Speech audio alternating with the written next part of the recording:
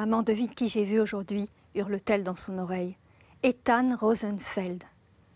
Tu te souviens d'Ethan? Évidemment que je me souviens.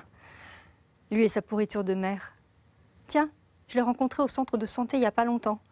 Elle s'est vantée de ce que son fils était devenu un célèbre médecin, marié à une femme médecin, père de 3 enfants. Pourquoi tu dis ça? Sa mère est morte. Depuis presque 30 ans, proteste-t-elle. Pourtant, elle a bien dû croiser quelqu'un qui connaît Ethan, puisqu'il y a au moins un renseignement de vrai dans tout ce flot de paroles. Est-ce que ça veut dire que les autres le sont eux aussi? Pourquoi ne serait-il pas marié à un médecin? Pourquoi n'aurait-il pas 3 enfants? À quoi bon retourner lui montrer son bassin couvert de cicatrices? Elle allait annuler le rendez-vous, ou simplement ne pas y aller. Qu'il l'attende pour rien. Comme ça, elle aurait au moins une légère incidence sur ses revenus. Chaque semaine, elle pourrait prendre un rendez-vous qu'elle n'honorerait pas.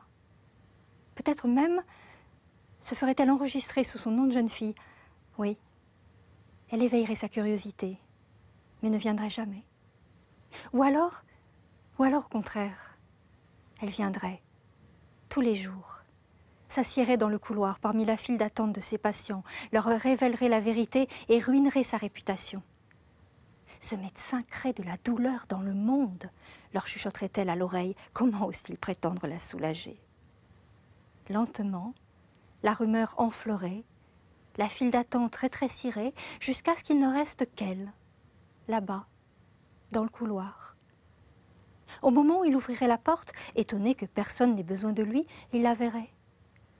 Elle, son unique patiente, la dernière qui lui resterait. Alors, il la prendrait dans ses bras et la guérirait.